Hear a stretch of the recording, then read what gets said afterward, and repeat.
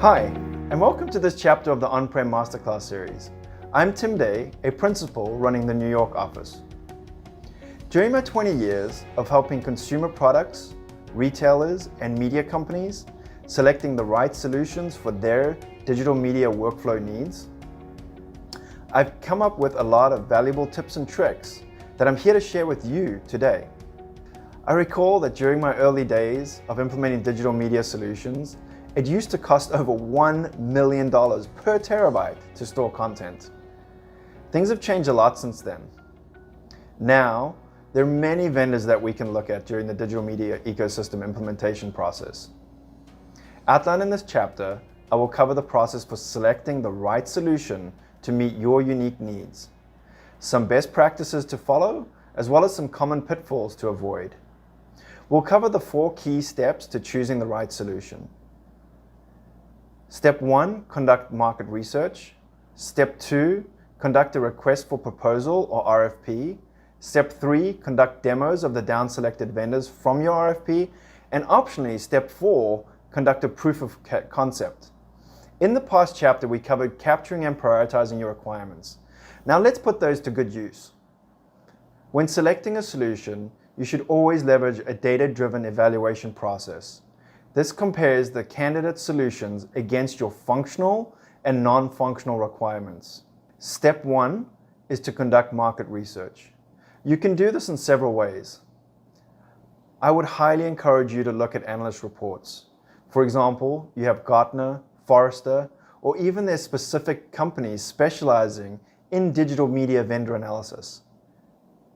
You should research the vendor websites to gain insight into their products and services. And finally, if possible, go to a conference and speak to the prospective vendors and speak to their customers. Step 2 is to create and distribute a request for proposal or RFP. Typically, you choose up to 6 vendors to send your RFP out to. You need to package your high-level requirements into the correct format and distribute it to the vendors, making sure you determine which of your requirements are must-haves and which are nice-to-haves. Always try to give the vendors at least 2 weeks to respond if you want a quality response from them. After releasing the RFP, you should conduct a QA session, either one-on-one or blind, with this question submitted prior to the session to ensure you answer any question the vendors may have in order to provide a quality response to you. You should also, in the same time, rank and weight your requirements to ensure you can formulate a score from their responses. Once the vendors have submitted their proposals, review these responses and conduct a thorough fit gap analysis and scoring process. This should result in you being able to determine the top 3 vendors that you want to consider for the next step. In Step 3, we conduct system demos.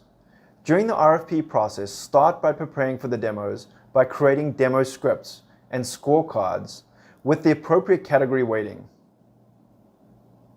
If possible, you should also assemble sample assets and metadata that you wish to view in order to make the demo contextual to ensure it resonates with the audience that is scoring. During demos, everyone in attendance should score the demos. It's vital that you ensure the vendors follow the scripts or your scoring will become more difficult. It's always a good idea to ask tough questions to see how the vendors respond to them. Are they defensive or are they collaborative? You should also break out your sessions into technical and functional periods for the demos. This ensures the business can focus on the functional aspect of the solution and IT can focus on the technical nuance to ensure that it fits into the broader company ecosystem. Step 4, as an optional step, you can consider conducting a proof of concept to allow people to access the system and gain hands-on experience. You should only really consider doing 1 and maximum 2 proof of concepts. The reason being is it's just simply not fair on the unchosen vendor to spend resources and time if they're not going to be chosen. If you do consider running a proof of concept with 2 vendors, consider paying them for their time and the resource that they put into it. That way you have a backup in the event that things fall apart during contract negotiations with your primary vendor. Some best practices to consider. So you may want to consider, how does the system fit overall from a functional and technical perspective? What are those gaps that you identified, and what will it take to close them to ensure success? What is the total cost of ownership of the solution going to look like? Licenses, subscription, support, infrastructure, cost to close the gaps. These are all things to consider. Is the company viable in the long term? Is the company a specialist or a generalist? What other products do they have in their ecosystem? Are they a platform or best of breed vendor? And finally, how will the company support you during implementation and also post-implementation? You may also want to consider, what do their customers have to say about them? Some pitfalls to avoid: you want to ensure you have both functional and non-functional requirements that cover not only your MVP, but also your future vision. Too many solutions are chosen with just MVP requirements, and this sometimes results in the solution needing to be replaced in phase 2 or 3. People often get passionate about solutions during the process, so try to get consensus on weighing of the demos and the requirements up front to ensure that the decision is unbiased. Ensure you have traceability of decision making. Never complete and select a vendor without a thorough fit gap analysis to close the gaps. This will make sure you determine the cost for the solution for MVP.